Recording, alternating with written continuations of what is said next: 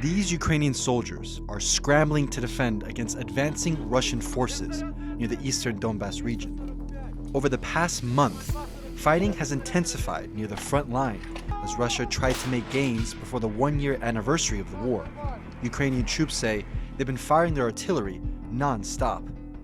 Крайній тиждень на даній позиції, як я знаходжусь, то середня кількість витрата боєприпасів становить в районі 100 снарядів плюс-мінус. Буває періодами і менше. U.S. intelligence shows that Ukraine has recently been firing roughly 4,000 of these artillery shells every day. In total, the U.S. has delivered over 1 million shells to Ukraine since the war started. NATO says there's little sign of Russia easing its offensive, and the need for more ammunition is putting a strain on production lines. So yes, things are happening, but we need to continue, we need to step up even more, because there is a big need out there to provide Ukraine with ammunition. This is now becoming a grinding war of attrition, and a war of attrition is a war of logistics. While the fighting rages on in Ukraine, 9,000 kilometers away in the United States, munition plants are racing to replenish the dwindling ammunition supply. This factory in Scranton, Pennsylvania, is one of the largest producers of the 155mm shell.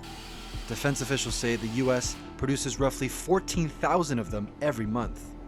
But during intense fighting, Ukrainian forces can use up that amount in just 48 hours. The U.S. Army just noted that they're ramping up production for artillery shells, which are not anywhere as complex as anti-ship missiles. And that production is going to ramp up, but it's going to take a couple years to do so. The U.S. is the largest producer of munitions in the world. But more advanced weapons, like Javelin anti-tank weapons or PAC-3 anti-air missiles and other long-range weapons, take much longer to produce. For a country like Taiwan, which relies heavily on the U.S. for military supplies, limited munitions production is a concern. Like Ukraine, Taiwan faces an authoritarian neighbor that is threatening to take it over by force.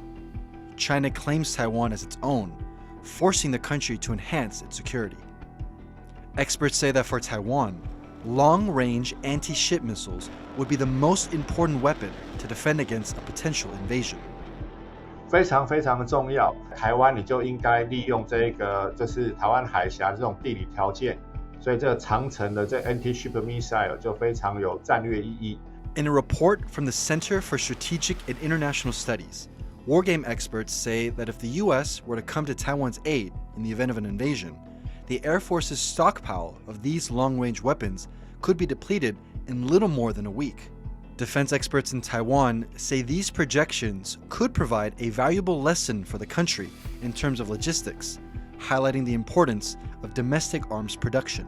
台湾也有大概就是1000个以上的存量，那同时从去年开始加速生产，因为台湾通过这个 extra budget 就是要快速的生产这些飞弹，大概台湾每3天就可以生产一个 anti-ship missile， 所以对于台湾未来这个就是这些飞弹跟火炮弹的这个储存会更为就是说扩充，这样子可以把这个安全就是快速的增加。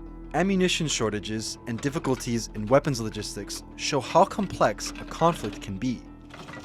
As Taiwan continues to learn lessons from the war in Ukraine, it is once again reminded that its defense preparations are ultimately in its own hands.